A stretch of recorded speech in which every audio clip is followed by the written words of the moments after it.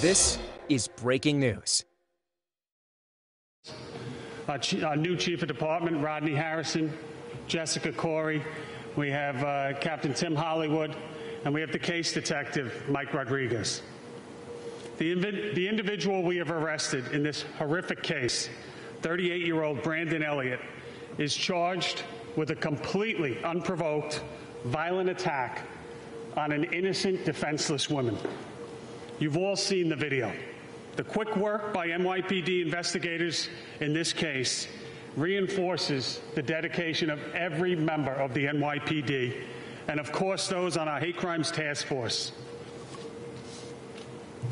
Let me reiterate, we will never accept or tolerate hate or violence of any kind in our great city.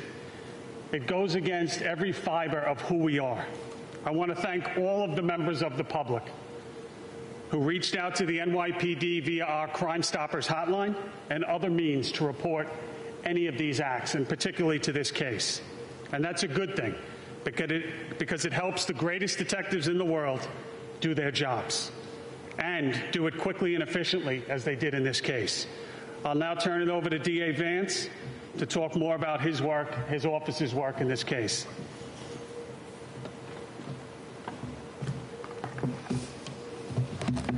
Good afternoon, Commissioner. Thank you for inviting me, and thank you all for being here.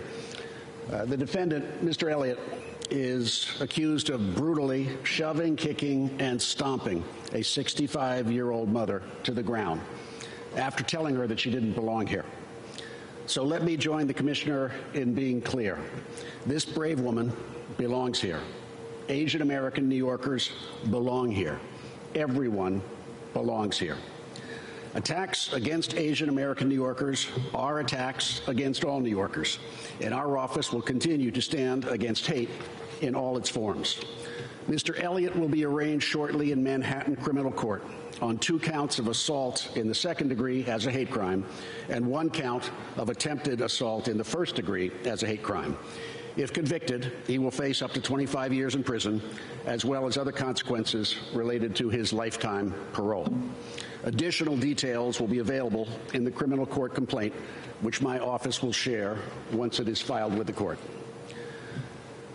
There is no place for these atrocious acts of anti-Asian violence in New York, particularly as the AAPI community is still grieving and still in pain following the heinous attack by the gunman in Georgia earlier just this month. To our Asian American community, I want you to know that we are here to help you and to listen to you. We have more than a dozen open cases and ongoing investigations against the AAPI community this year alone. And I want to tell all those who believe they may have seen or been a victim of hate crime that you please should feel free to call our office, our hate crimes hotline, at 212-335-3100.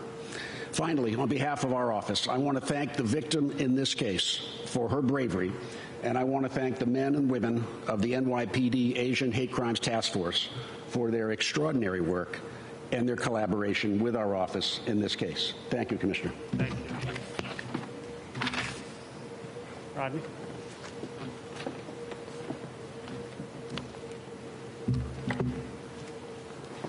Thank you, Commissioner. I want to echo your thoughts. I am sickened every time I see one of these incidents, either through video or it's out in the media. And this is one of the main reasons why we created the Hate Crimes Task Force. But we can't do it by ourselves. We're going to need the community's help. See, being in this line of work, our job is to keep you safe. And in order for us to do that, we have to work together. So if I could just give you some advice, if somebody happens to encounter a hate crime, if you see something, please say something. Call 911. Try to get a good description. If you want to remain anonymous, utilize our hotline, 1-800-577-TIPS. Please try not to get physical with the assailant. And too often we've seen people pull out their cameras to take video. Understand that that could be detrimental as well. I'm going to pass it over to Jessica Corey now. Thank you.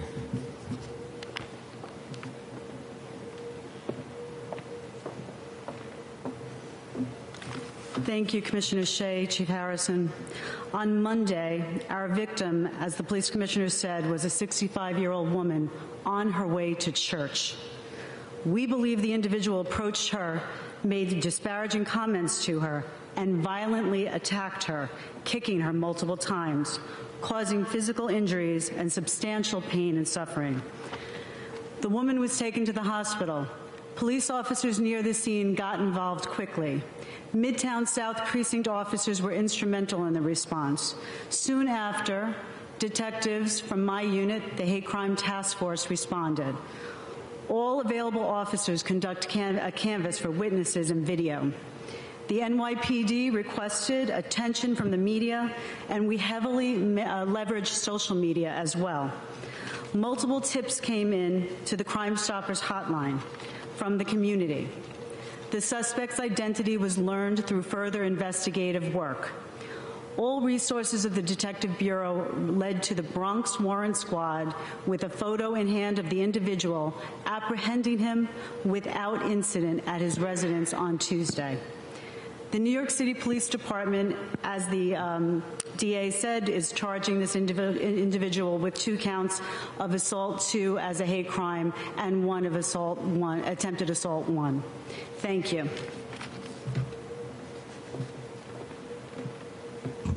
Thank you, Jessica. And before we take questions, I have to say again to the detective who, the detectives did all the work, and I know from my prior job as chief of detectives, and I don't think the public really recognizes how personally the detectives take these calls when they get them. And I can assure you that there was no sleep until a perpetrator was apprehended on this. So, Mike, again, thank you and great job. We'll take some questions.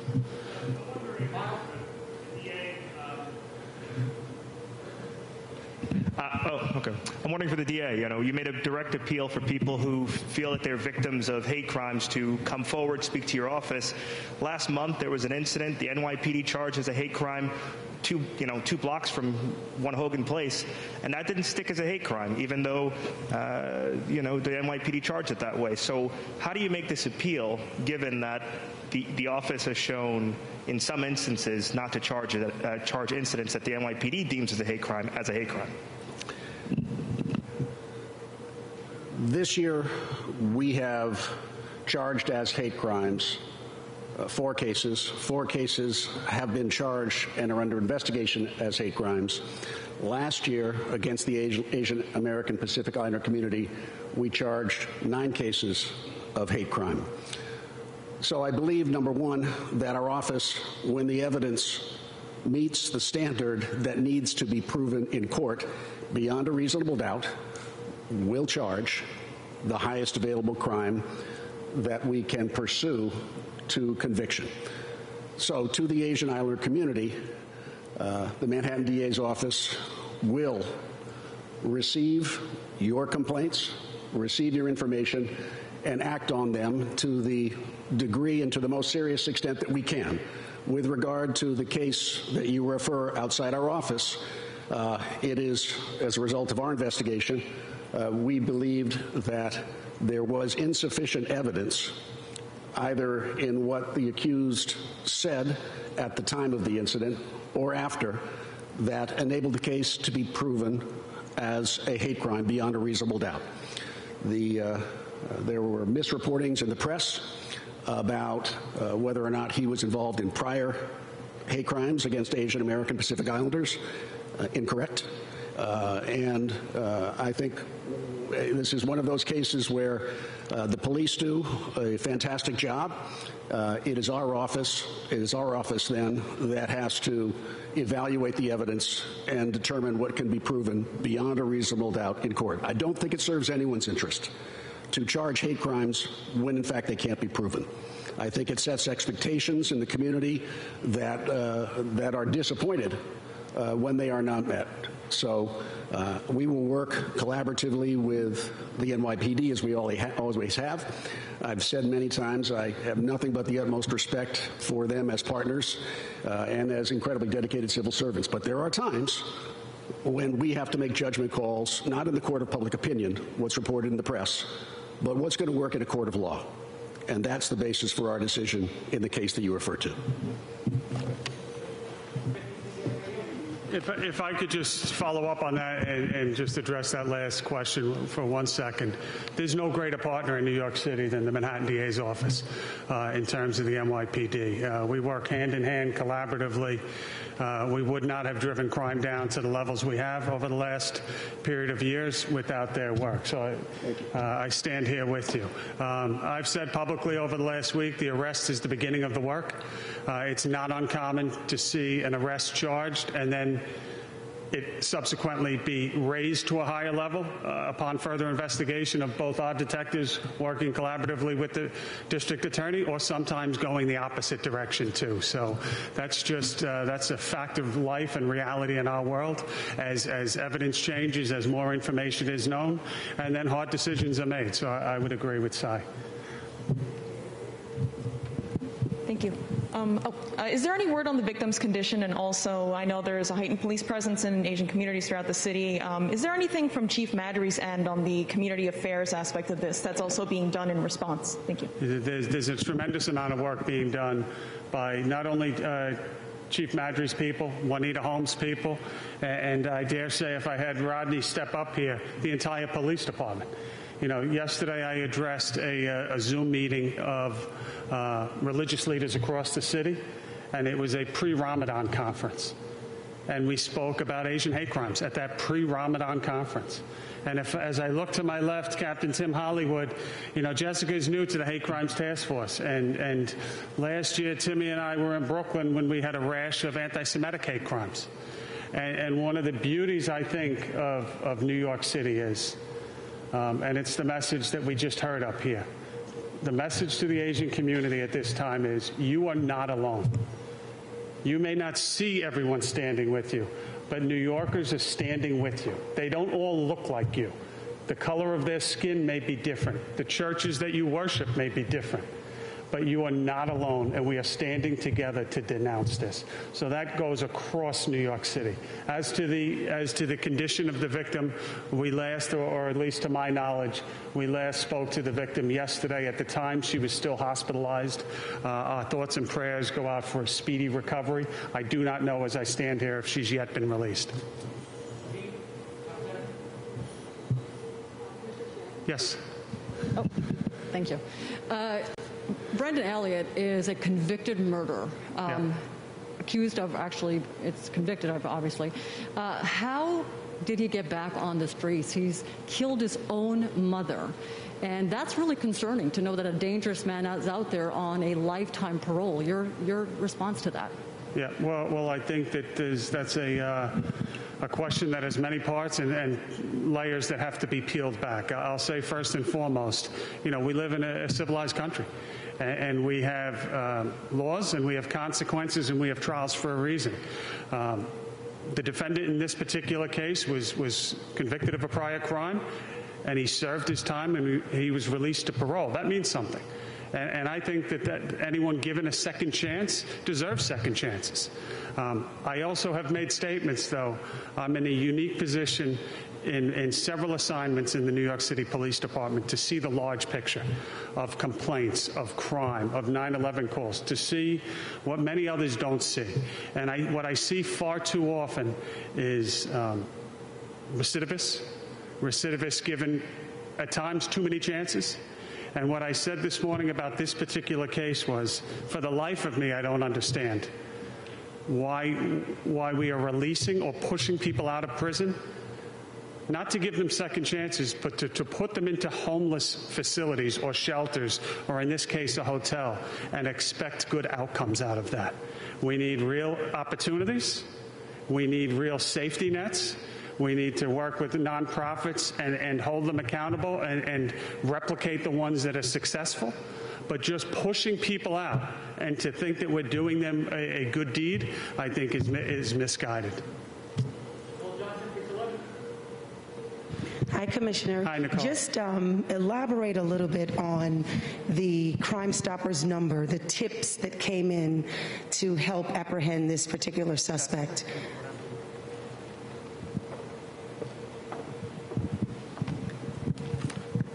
So we had several tips. As you know, they remain anonymous, so we can't give out too much information on that.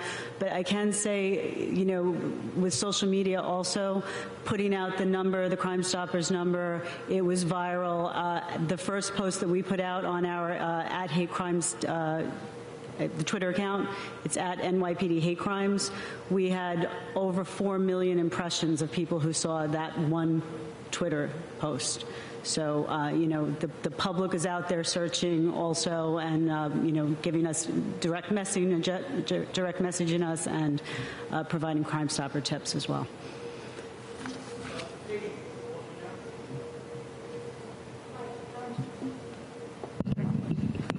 Hi, so my question is for Chief Harrison. I know you mentioned for the public to not record. It can sometimes backfire. Can you speak a little bit more about what people should do if they do witness this attack beyond what you said, and why it can actually be dangerous, or as you said, if someone starts recording? Yeah, so we've seen a couple incidents where people have pulled out the camera during the violent act, and then that person's been attacked. So that's why we kind of advise, it may not be the best idea to pull out your camera to film the incident. But one thing that we do ask is to please, and once again, if you want to stay anonymous, we totally respect that. Use our Crime Stopper hotline. But you can get a good description, the way the person traveled regarding how they left the location. That would be very instrumental regarding us, the investigators from hate crimes or any other investigators throughout this department, help them be able to capture the perpetrator. Commissioner, has he explained his actions at all, why he did it, why he picked her? And secondly, do you have a sense yet from the point he was released to the point of arrest, what was his life like? Did he immediately go into a homeless shelter? Was he kicked out of his family's house? Was he working? Anything at all about him? Yep. You probably won't like my answer here, Rocco. You know me too long by now.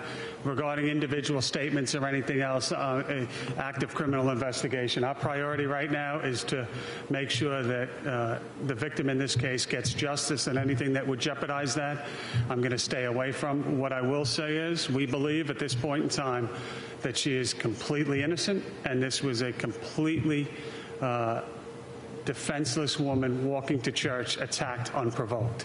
In terms of, you know, what he did, that's part of the investigation now. We'll be taking a look at, most importantly, you know, as we both said earlier, myself and Cy, the investigation is not over. So from the hate crimes detective's point of view, it's trying to link this to other attacks. Are there other victims out there? We know tragically that there are many more crimes occurring that are just simply not reported. I think you don't have to go any further than an incident that happened last weekend in Brooklyn on a train where we're still asking. I think somebody said today, we depend on you, and you know it, for the media to get the word out. We have a terrible assault that took place on a train in Brooklyn last week. We still do not have a victim that has come forward in that case. So we know that this is a fact of life, that people sometimes for a variety of reasons won't come forward. Rocco, to your question, we're going to start to walk backwards now, put the pieces together and see what, if anything else, this individual has done. And where he lived or where he might have lived or other people he may have come in contact with will be part of that story that we put together. How many 911 calls were there, if any, about the incident? That I will have to turn to the left here. Anyone that can answer that?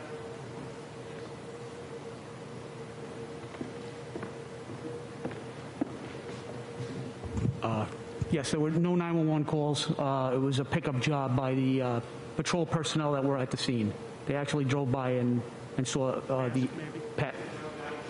I apologize. Yeah, the police department was actually there. The patrol officers from that part of the of Manhattan, they came upon the victim after she was assaulted. So no 911 calls. Detective Michael Rodriguez, R-O-D-R-I-G-U-E-Z.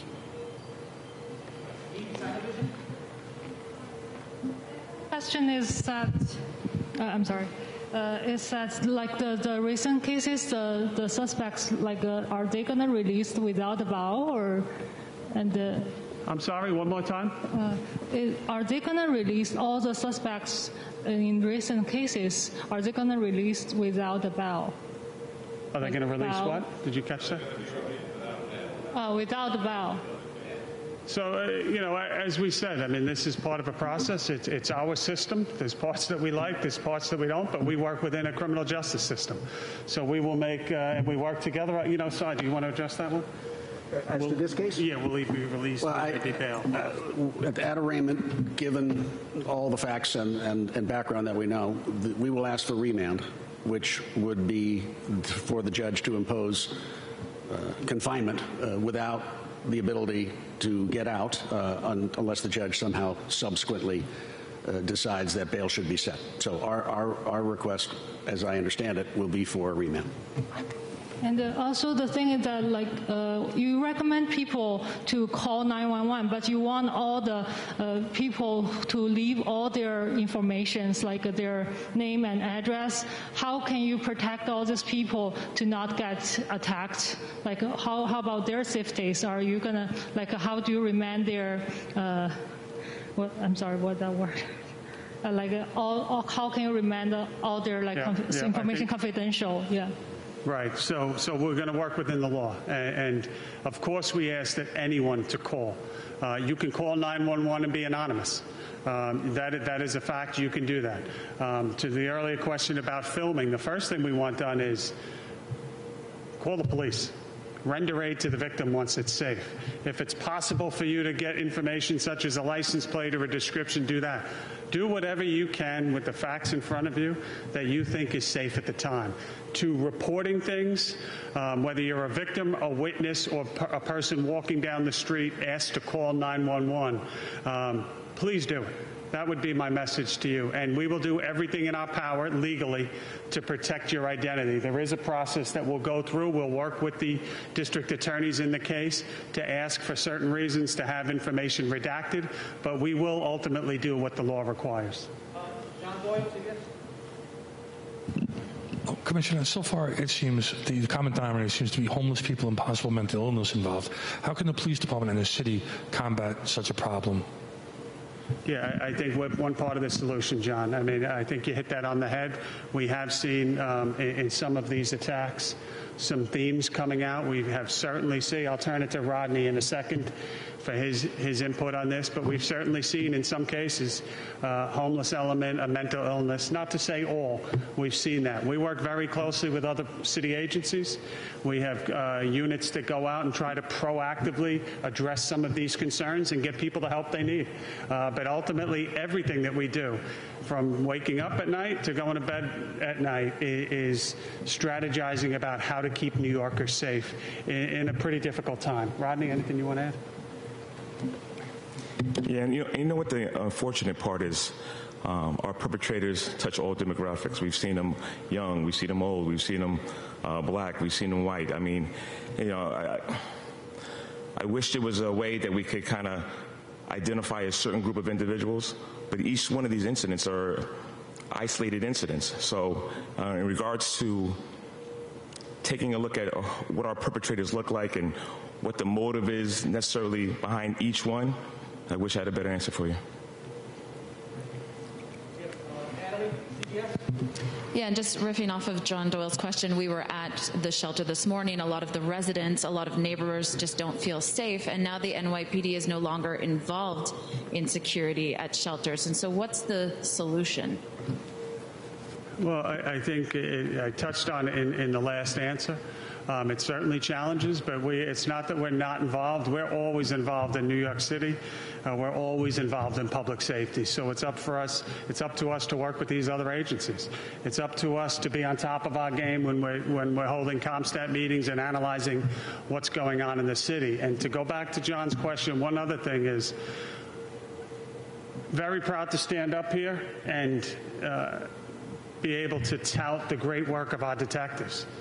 But at the same time, I hate standing up here because I know what that woman went through and what she's going to face for the rest of her life and what she'll face emotionally for the rest of her life. Our goal is to have that incident not happen.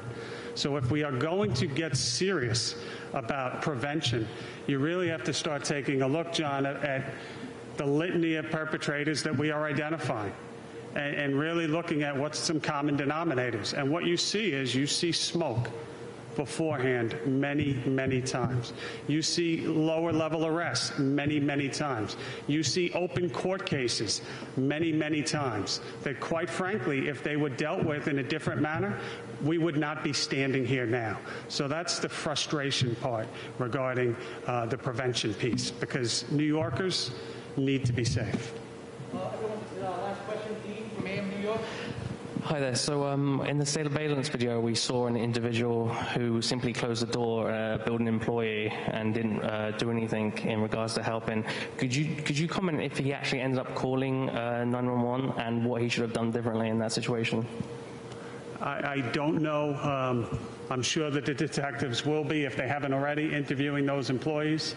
I'm torn on that one. I fully understand the public's anger. Many times you see it on social media. I can't put myself in those employees. I like to think that anyone would step in and protect the woman from that brutal attack. I don't know if they were scared. I really don't know. So my focus is on the victim, and my focus is on the individual. Let's not lose sight of who's responsible for this, and that's the individual that committed the crime. All right, we're going to shift here. We have to let the district attorney go. Thanks a lot. Thank you.